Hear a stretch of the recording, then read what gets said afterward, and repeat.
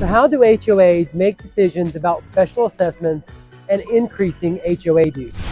All right, so if there's going to be a special assessment at your oceanfront condo that you're investing in, you're going to want to have your agent, your broker, pull the meeting minutes and send those over to you so you can look through them and see if there's any possibility of a special assessment upcoming in the next year, during that year, or the following year. Definitely want to check those meeting minutes. The HOA board simply gets together, has a vote before they can increase the HOA dues or do a special assessment. Now, generally you'll find language in the formation documents, maybe the master deed, that talks about limitations on how much the HOA can actually increase those dues. Let's say it might say, the HOA dues can't increase more than 20% in a given year, or 15% in a given year, or 10% in a given year.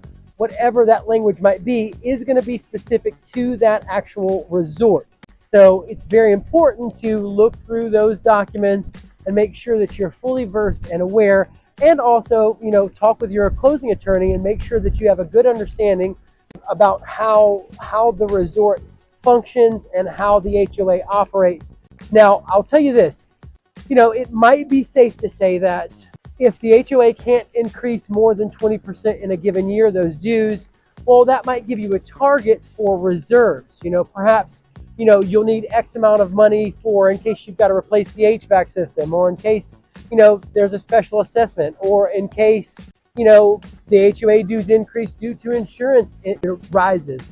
But if they can't increase more than 20% in a given year, well then, you can start stashing away a little bit of cash when you have good years or decent years or great years to build up your reserves. That way, if those things do happen, you will already have money set aside to weather those conditions.